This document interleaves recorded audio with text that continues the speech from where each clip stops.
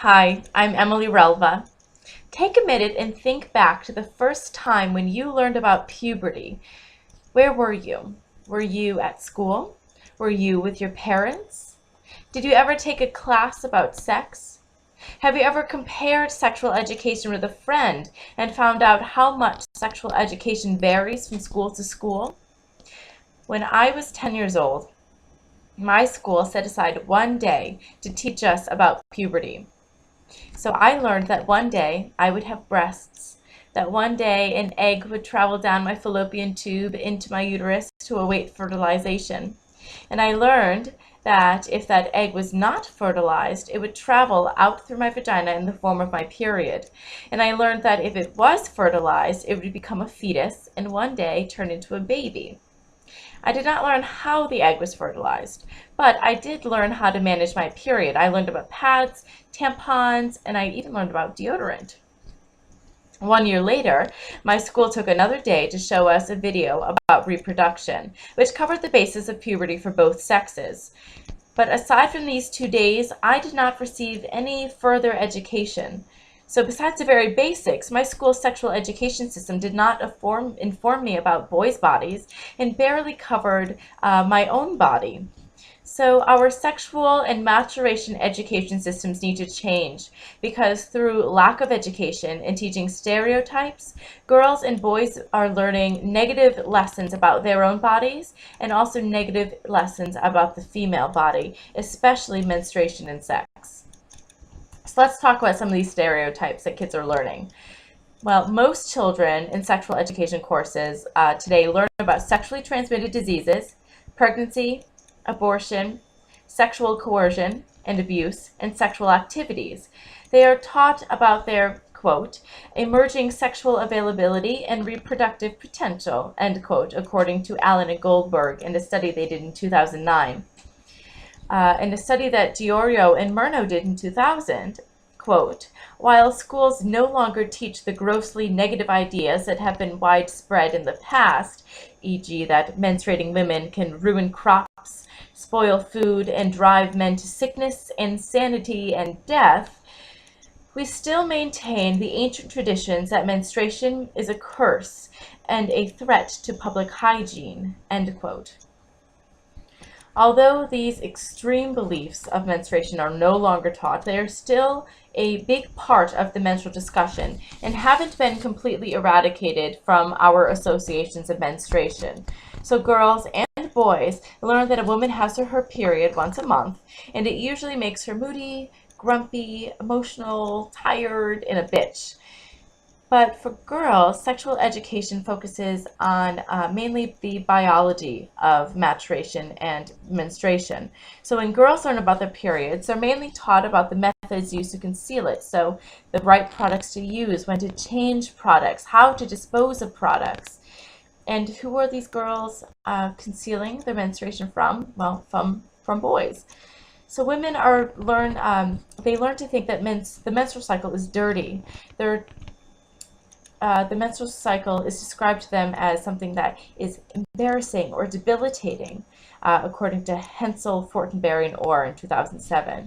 And this can lead to discrimination against women because menstruation is always described in a weakening connotation. And boys learn the same things about menstruation that girls do. So during puberty, a woman will go through her menses, but what about boys? They also go through physical changes. Young men have different experiences in the sexual education classroom. The language used to describe their coming-of-age experiences are very different from the ones used to describe that for girls. So, quote, girls are told that their bodily development enables them to look forward to having babies, but they must wait for the future before they can use their reproductive powers, end quote, while, quote, boys have their developing adulthood linked to power and pleasure now, end quote. And that's Diorio and Murno in their 2000 study. So it is more acceptable for boys to act on their newfound sexual desires in the present, and girls are advised to wait and to hold on to their sexual purity. So this is the double standard that's taught, and this comes across in our education systems. Diorio and Murnau's study on sexual education for boys and girls show that sexual education for boys validates their sexual desires, but the same education for girls sticks only to hygiene and biology without going into sexuality and its relation to menstruation. So, for example, boys learn about their wet dreams and the fantasies associated with it, but there was no mention of masturbation and fantasies while talking to girls because, quote, society judges them for their sexual availability and their own desire, end quote. That's Allen and Goldberg. So, while talking about the development of breasts, girls of the Diorio and Murnau study were told this about their breasts, quote, boys like them a lot, and so should you, end quote. See, girls learn from an early age that their personal definitions of themselves should be based around what boys expect and perceive as attractive. Another great example investigated in Diorio and Murnau's study, and my personal favorite quote of their study is as follows, quote, unlike girls who are taught rigorous concealment of menstrual blood, boys are encouraged not to worry if their parents see evidence of nocturnal emissions on their bedcloths. Semen outside of the body is not identified as dirt, and there is no industry devoted to concealing it, end quote. So the things that come from boys' bodies are acceptable, while menstrual blood and vaginal secretions are something that should not be discussed or even seen.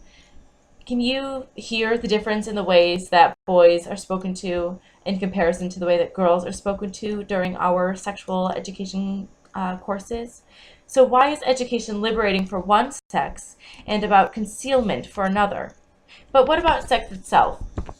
So consent and rape are often touched upon in sexual education courses. So kids learn the anatomy of sex, how a baby is created and brought to term, but there's a lot more to sex than just the basic, step-by-step reproductive instructions.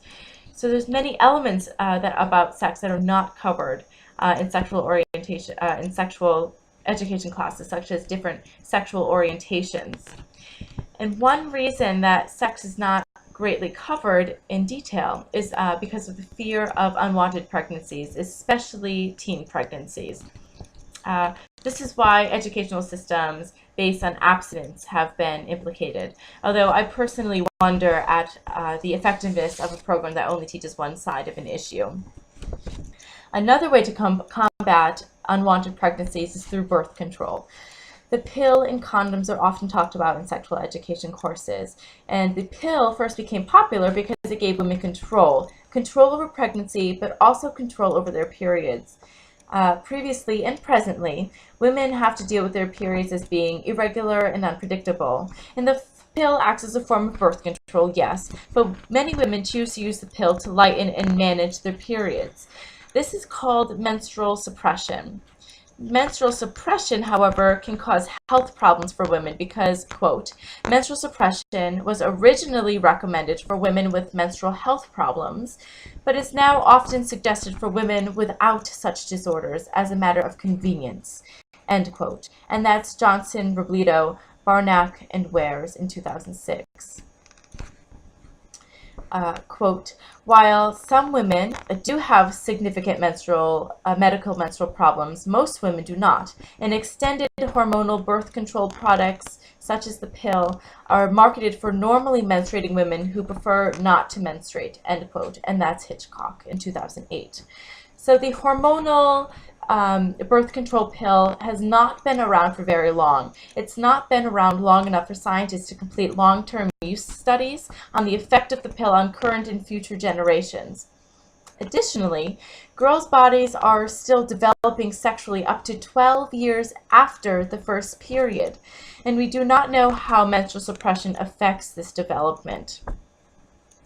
But somehow these possible risks are not taught by sexual educators, but the so-called benefits of the hormonal contraceptive pill are, and both sides of the issues need to be taught to young girls.